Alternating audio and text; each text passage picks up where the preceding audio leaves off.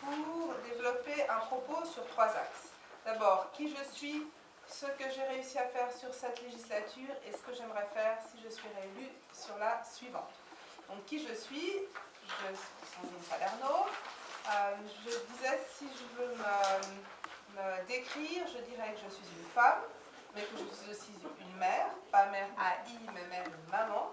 Pour moi, c'est important, parce que c'est important d'avoir des femmes politiques, élues, avec des charges familiales, et qui savent aussi de quoi elles parlent, et qui connaissent aussi la difficulté de la conciliation et du quotidien. Je suis une femme féministe, je suis une femme engagée. On me dit souvent peut-être un peu trop militante, un peu trop combative, ça fait partie de ma personnalité, et je suis une femme socialiste. Au cœur de mon engagement, comme beaucoup de mes camarades, il y a 2 valeurs qui sont vraiment cardinales, autour desquelles je décline mes propositions et aussi ma façon de me relationner. C'est à la fois la solidarité, mais aussi le principe d'égalité. Ce soir, on va plutôt parler d'égalité homme-femme, mais pour moi, c'est tout aussi important de travailler et de réfléchir sur les autres sources d'égalité, mais aussi de discrimination. Suisse étranger, j'ai travaillé pendant 5 ans au centre de contact Suisse immigré. Je suis d'origine étrangère, je suis très fière de dire que je suis étrangère, naturalisée. Mon père était italien, ma mère française. Je pense que Genève, c'est aussi beaucoup d'ailleurs les personnes qui ont ce parcours-là et qu'on doit le mettre en avant.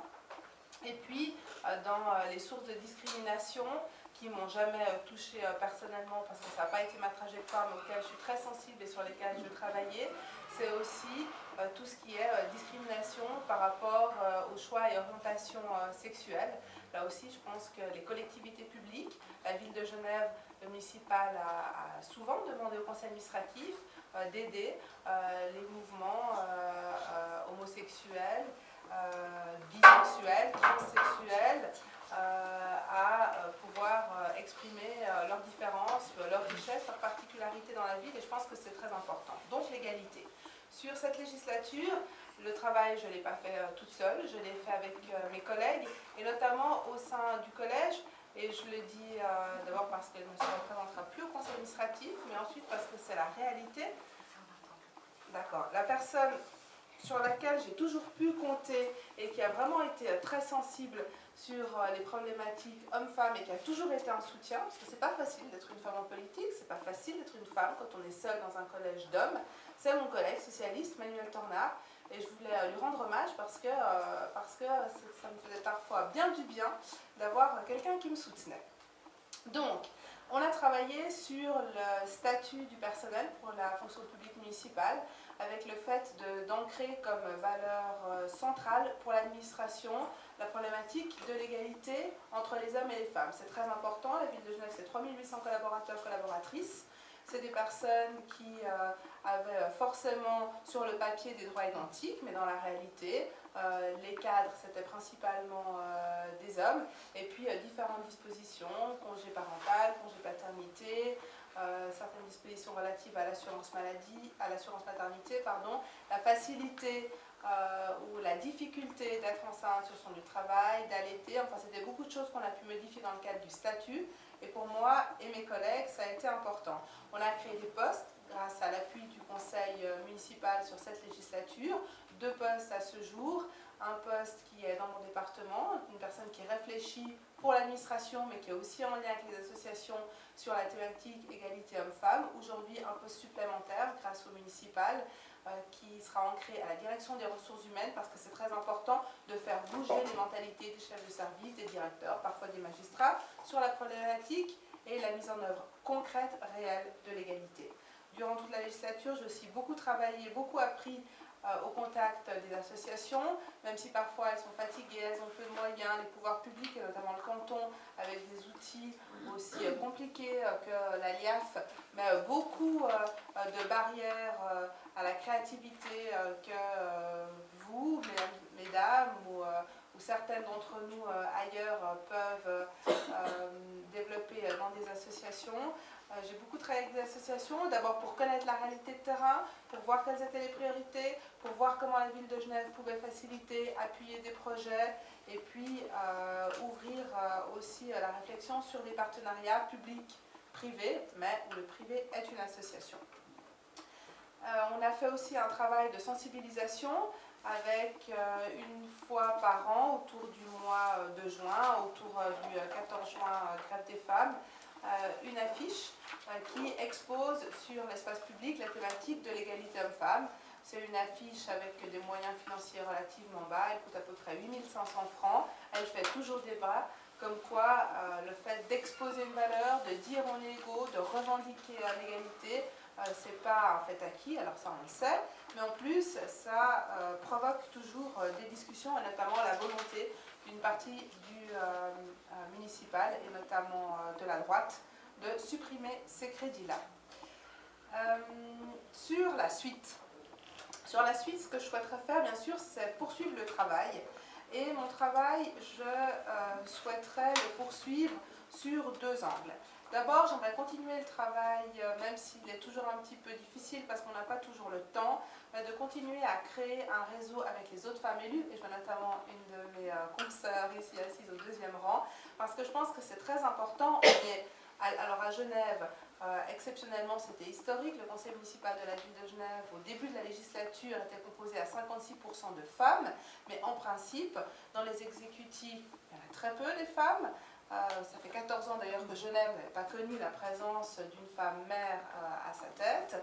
Et puis, même au niveau des délibératifs, en principe, le pourcentage moyen est autour d'un 30%.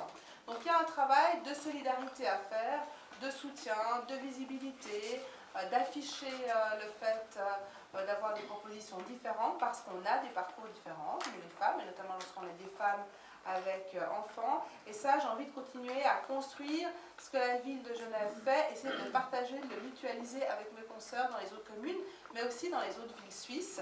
Et je pense notamment à d'autres femmes qui sont maires. La première de nos villes suisses, c'est Zurich, avec à sa tête une femme socialiste brillante, Corinne Maur, que je me permets de saluer. Mais ce que j'aimerais faire aussi, c'est développer la solidarité avec les femmes élues ailleurs dans le monde. Genève a la chance d'être une ville internationale.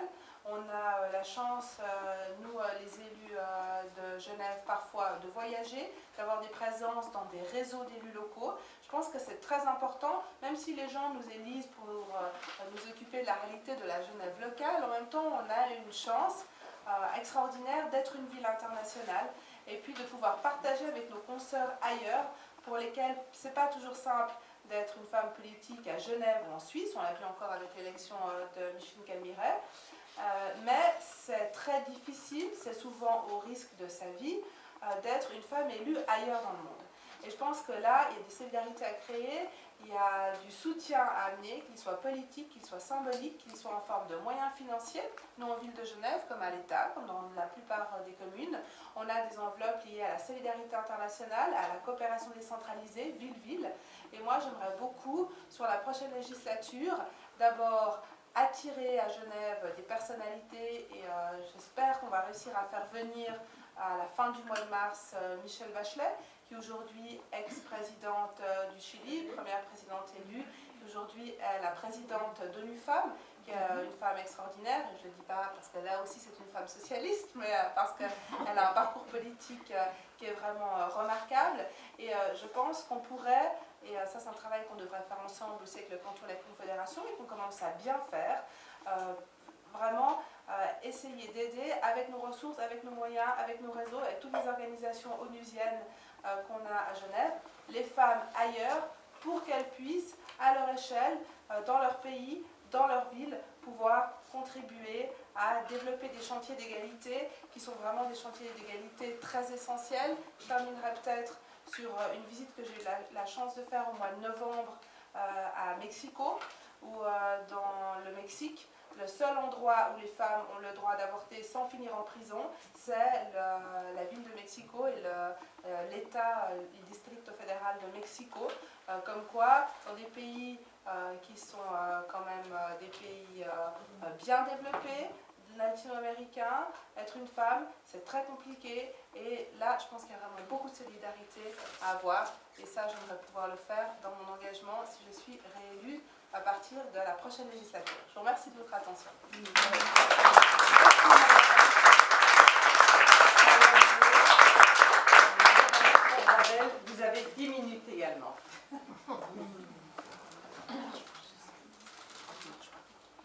Non, il ne marche pas. Ah, il ne marche Si pas. Madame la maire dit que ça marche Vous pas. êtes tellement attentifs, de toute façon. Oui, ils s'entendent à côté, parce que c'est qu'on a sonorisé les deux côtés. Ah, Pour que ouais. les autres puissent Ça entendre. marche avec son micro, ça marche de toute façon. Entre femmes, ça marche toujours.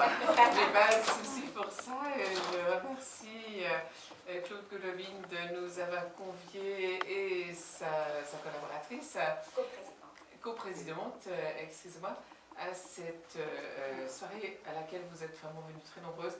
Et puis pour discuter avec mes deux colistières, au conseil administratif de la ville de Genève, oui, je les appelle colistières parce qu'entre femmes, voilà, on est quelque part solidaires, au-delà, pas seulement partout ailleurs dans le monde, et très très loin, mais peut-être très très près. Et peut-être que nous avons une carte à jouer à être très très près, solidaires, pour rééquilibrer ce conseil administratif. Je veux dire que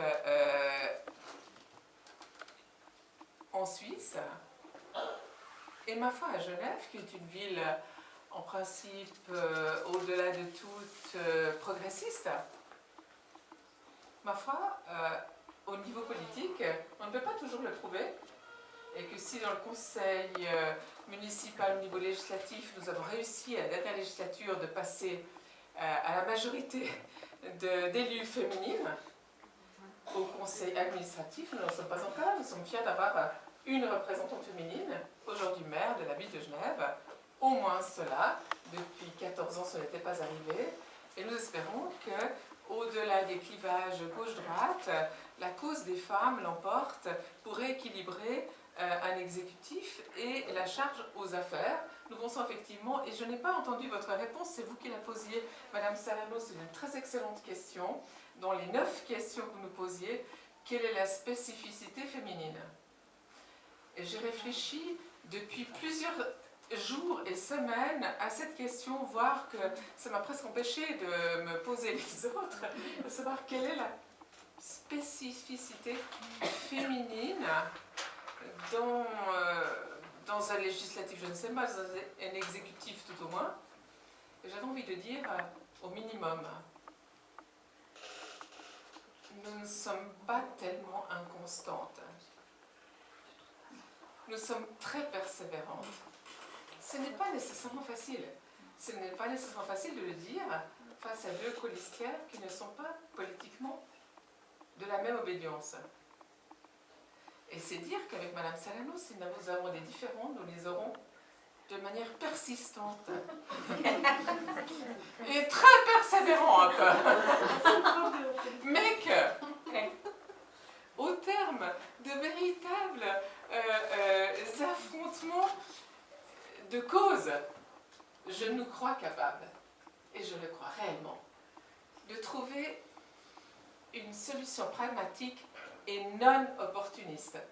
Je l'ai dit ici, c'est un défi, hein. Je m'engage au-delà de ce que nous n'avons jamais pu nous dire, je le dis exactement avec Mme Alder de la même manière. Je pense que nous irons jusqu'au bout de nos débats et de nos sensibilités, de nos convictions, mais qu'au terme de cela, après nous être affrontés jusqu'au bout, si nous trouvons, alors tout le monde aura trouvé. Et c'est ce que je voudrais, un des messages que je voudrais passer. Par rapport à mon parcours, vous savez que donc je suis issue du milieu culturel, du conservatoire, que j'ai fait un premier prix de virtuosité dans la classe d'orgue de Pierre Second, où j'ai eu comme 3e femme en 50 ans le premier prix de virtuosité, pas troisième femme, il faut être juste, 3e genevoise. Le premier prix de virtuosité d'orgue, pourquoi? Parce que lorsque je suis arrivée chez Pierre Second, c'était principalement un milieu réservé aux hommes. On m'a dit, Florence, s'il vous plaît, on travaille le jeu du pédalier, mais s'il vous plaît, serrez vos jambes.